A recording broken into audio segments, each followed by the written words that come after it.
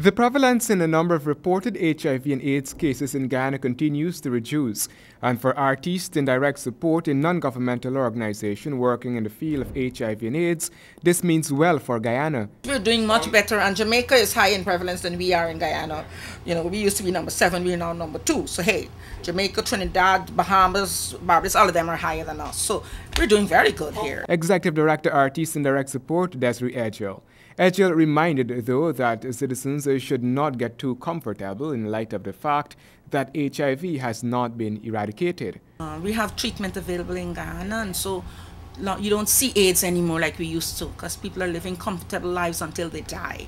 And I just want to say to people not to get complacent, still continue to protect yourself, because HIV is still here and there is still no cure for HIV. And so I want to say to people, please don't get complacent. Please keep protecting yourself, keep the education alive, please keep talking to your children. For 15 years, USAID has been supporting the work of artists in direct support, which, as Guyana and the rest of the world move to observe World AIDS Day 2014 on December 1, will be hosting its annual production, The Flame and the Ribbon, titled Your Top, My Bottom Part 2, which is a continuation from last year. But it also dealt with bisexuality, it dealt with relationships and infidelity. And it also dealt with the whole aspect of support of friends, and whatever you're facing, if you get support from your friends, then it will be better for you. And so last year we showed the young man having relationships with not only a woman but 2 other men. The play chronicles a real-life story, and according to Edgell, there is a prevalence of bisexuality in Guyana, but the extent remains unknown. It's important that we deal with it, and it's important. Where are these men who we can't see?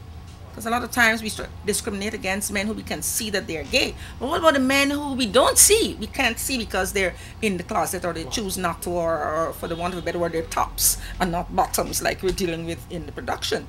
And so it exists, and it has to do with us. Men who have sex with men, and men go with commercial sex workers, and we cannot shut our eyes to that. The production is free to the public at the National Cultural Center, but first, there will be a candlelight vigil before the 8 p.m. production begins. The event is in remembrance of those who would have lost their lives to AIDS, and the hope that one day there will be a cure for the disease. Handel Duncan, HGP Nightly News.